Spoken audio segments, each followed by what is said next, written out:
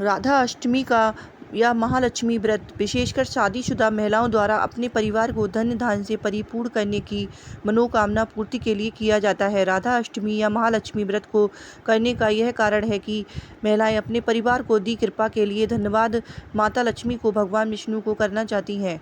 महालक्ष्मी व्रत की पूजा विधि।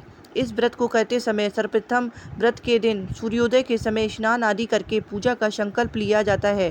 पूजन के संकल्प और स्नान के पहले इस दिन दूर्वा को अपने शरीर पर घिसा जाता है। संकल्प लेते समय व्रत करने वाली महिलाएं अपने मन में यह निश्चय करती हैं कि माता लक्ष्मी, मैं आपका यह व्रत पूरे विधि विधान से पूरा करूंगी। मैं इस व्रत के हर नियम का पालन करूंगी। वो कहती हैं कि माता लक्ष्मी मुझ पर कृपा करें कि मेरा यह व्रत बिना किसी विघ्न के पूर्ण हो जाए। इस संकल्प के बाद एक सफ़ेद डोरे में 16 गठान लगाकर उसे हल्दी में पीला किया जाता है और फिर उसे व्रत करने वाली महिला द्वारा अपनी कलाई पर बांधा जाता है। अब पूजन के वक्त एक पटे पर रेशमी कपड़ा बिछाया जाता है। इस वस्त्र पर लाल रंग में सजी लक्ष्मी माता की तस्वीर और गणेश जी की मूर्ति रखी जाती है। कुछ लोग इस दिन मिट्टी से बने हाथी की पूजा भी करते हैं। अब मूर्ति के सामने पानी से भरा कलश स्थापित करते हैं और इस कलश पर अखंड ज्योत प्रज्वलित करते हैं। अब इसकी पूजा सुबह और शाम के वक्त की जाती है और मेवे तथा मिठाई का भोग लगाया जाता है। पूजन के प्रथम दिन लाल नाड़े में 16 गांठ लगाकर इसे घर के हर सदस्य के हाथ में बांधा जाता है और पूजन के बाद इसे लक्ष्मी जी के चरणों में चढ़ाया जाता है। व्रत के बाद ब्राह्मण को भोजन कराया जाता है और दान दक्षिणा दी जाती है। इस सब के बाद लक्ष्मी जी की से व्रत के फल प्राप्ति की प्रार्थना की जाती है। महालक्ष्मी व्रत की कथा या कहानी।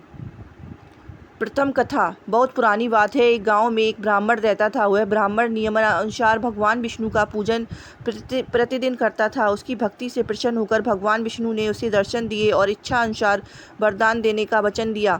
ब्राह्मण ने माता लक्ष्मी का वास अपने घर में होने का वरदान मांगा। ब्राह्मण के ऐसा करने से भगवान विष्णु ने कहा, यहाँ मंदिर में रोज एक स्त्री आती है और वह यहाँ गोबर के उपले थापती है, वही माता लक्ष्मी है। तुम उन्हें अपने घर में आमंत्रित करो। देवी लक्ष्मी के चरण तुम्हारे घर में पड़ने से तुम्हारा घर धन धान से भर जाएगा। और ऐसा कहकर भगवान विष्णु अदृश्य हो गए। अब इस दूसरे दिन सुबह से ही ब्राह्मण देवी लक्ष्मी के इंतजार में मंदिर के सामने बैठ गया। जब उसने लक्ष्मी जी को गोबर के उपले थापते हुए देखा तो उसने उन्हें अपने घर पधारने का आग्रह किया। ब्राह्मण की बात सुनकर लक्ष्मी जी समझ गई कि यह बात ब्राह्मण को विष्णु जी ने ही कही है, तो उन्होंने ब्राह्मण को महालक्ष्मी व्रत करने की सलाह दी। लक्ष्मी जी ने ब्राह्मण से कहा कि तुम 16 दिनों तक महालक्ष्मी व्रत करो और व्रत के आखिरी दिन चंद्रमा का पूजन करके अर्घ्य देने से तुम्हारा व्रत पूर्ण होगा। ब्राह्मण ने भी महालक्ष्मी के कहे अनुसार व्रत किया और देवी लक्ष्मी ने भी उनकी मनोकामना पूर्ण की। उसी दिन से यह व्रत श्रद्धा से मनाया जाता है।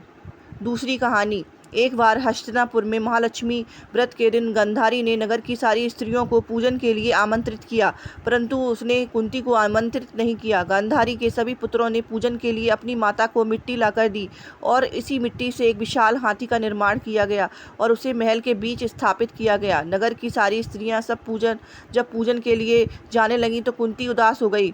जब कुंती के पुत्रों ने उनकी उदासी का कारण पूछा तो उसने सारी बात बताई। इस पर अर्जुन ने कहा, माता आप पूजन की तैयारी कीजिए, मैं आपके लिए हाथी लेकर आता हूँ। ऐसा कहकर अर्जुन इंद्र के पास गया और अपनी माता के पूजन के लिए ऐरावत को लेकर आया। उसके बाद कुंती ने ऐसा सारे विधि विधान के पूजन किया और जब नगर की अन्य स्त्रियों को पता चला कि कुंती के यहाँ इंद्र के ऐरावत आया है तो वे भी पूजन के लिए उमड़ पड़ी और सभी ने सविधि पूजन संपन्न किया। ऐसा कहा जाता है कि इस व्रत की कहानी 16 बार कही जाती है और इस विधि का पूजन सामग्री 16 बार चढ़ाई जाती है। महालक्ष्मी व्रत उद्यापन विधि। व्रत में उद्यापन के लिए एक सुपड़ा लेते हैं। इस सुपड़े में 16 श्रृंगार के सामान लेकर इसे दूसरे सुपड़े में ढक देते हैं। अब 16 दिए प्रज्वलित करते हैं। पूजन के बाद इसे देवी जी को स्पर्श कराकर दान करते हैं। व्रत के बाद चंद्रमा को अर्घ्य देते हैं और लक्ष्मी जी को अपने घर पधारने का आमंत्रण कर देते हैं। माता लक्ष्मी को भोग लगाते समय ध्यान रहे, माता के भोजन में लहसुन प्याज से बना भोजन वर्जित है। माता के साथ साथ उन सभी को भी भोजन दें जिन्होंने व्रत किया है। भोजन से पूरी सब्जी, खीर, रायता और विशेष रूप से होता है। पूजन के बाद भगवान को भोग लगी हुई थाली गाय को खिलाते हैं और माता को चढ़ा श्रृंगार का सामान दान करते हैं। महालक्ष्मी व्रत 2023 में कब मनाया जाता है? महालक्ष्मी व्रत हर वर्ष भादव माह में कृष्ण पक्ष की अष्टमी के दिन किया जाता है। इस अष्टमी को राधा अष्टमी भी कहते हैं। साल 2023 में राधा अष्टमी या महालक्ष्मी व्रत की शुरुआत 22 सितंबर के दिन है और इस व्रत का 6 अक्टूबर को समापन है। इस साल महालक्ष्मी व्रत 15 दिन के लिए रखे गए हैं।